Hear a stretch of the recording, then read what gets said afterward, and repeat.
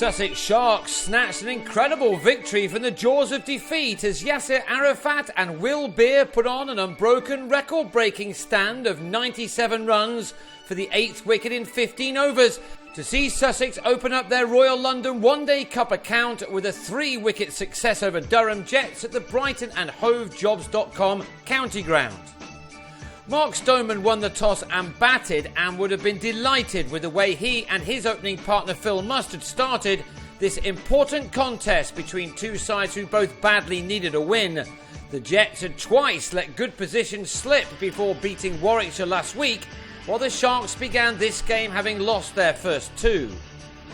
Mustard had a life when he was dropped in the slips off Lewis Hatchett before he got into double figures, although the resulting boundary did take him there.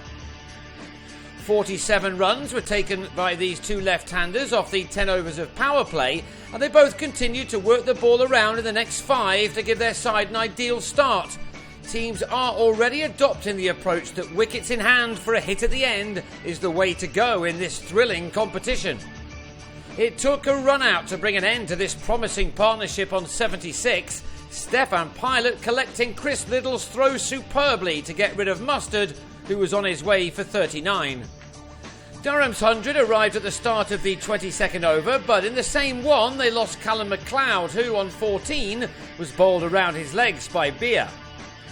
The leg spinner has been brilliant in the shorter forms of this game this summer, and he started to squeeze the visitors until he twice dropped in too short in his 5th over to help Scott Borthwick get his innings moving in the right direction after his captain had completed a 50 off 62 deliveries at the other end. Stoneman was out in the game's 31st over for 58, dragging a ball from Liddell via the top edge to Yasir Arafat at fine leg. Stoneman left with his side on 142 for 3 with 20 overs minus a couple of balls to go. Paul Collingwood probably has as much experience as anyone in the domestic game in this 50-over format, and that has shown so far. He's already struck a century in Taunton and a match-winning 70 in the game against Warwickshire in Gosforth, and he was again looking in sublime form once he came to the crease. Meanwhile, Borthwick had moved through the numbers nicely, and when he pulled Liddell right out of the ground at the start of the batting power play, he completed his half-century off 54 balls, an innings also containing 4 fours. With 10 overs of the innings remaining, the total read 213 for 3, but then Borthwick, who'd moved on to 67, pulled Pilot out to Craig Kachopa. Into the 45th over, and with the total now on 242, John Hastings sliced a hit off Hatchett to Chris Nash and had to leave with 10 runs to his name. Collingwood had gone to another 50 off 48 balls and took 3 fours off a single Yasir Arafat over before the bowler exacted his revenge by bowling the former England man for 67. 2 wickets fell in successive balls in the last over. Gareth Breeze chipped to Yasir Arafat full toss to Matt Machin, before Gordon Mutchell was foxed by the next delivery to leave Durham on 287 for 8 from their 50 overs. Yasir Arafat the pick of the Sussex attack with 3 for 47 from his 10.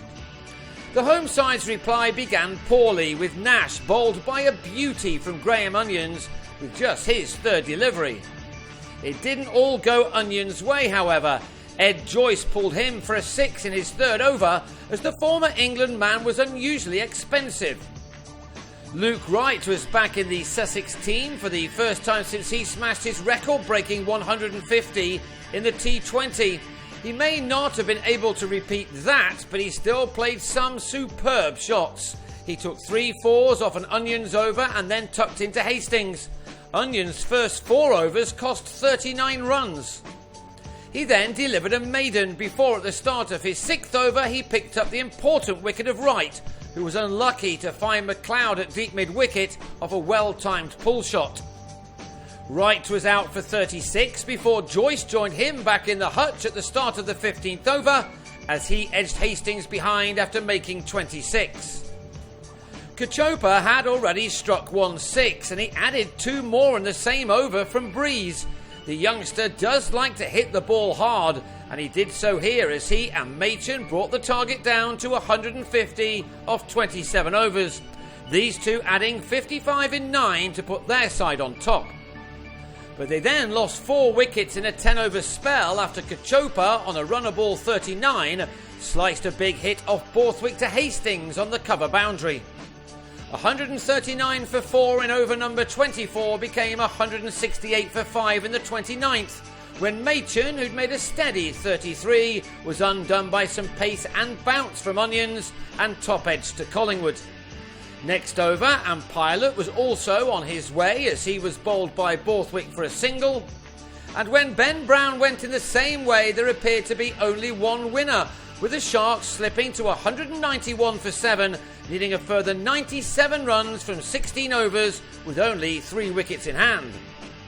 But Yasir Arafat produced a man-of-the-match performance, adding to his 3 wickets earlier with an excellent half-century. He mostly scored his boundaries in clusters, supported brilliantly by Beer, as the Pakistani's 50 came off 48 balls, his first half-century in domestic cricket for 10 years. He and Beer had first kept their wickets intact before taking the target down to 28 off the final 4 overs. Beer struck the winning runs in the penultimate over just after he'd hit this 4 to finish on a list A best of 45 to Yasir Arafat's 55. For the 3rd time in 4 matches, the Jets had run out of fuel just when they were flying high. They ended up losing this game by 3 wickets with 11 balls unused, while the Sharks won for the first time from 3.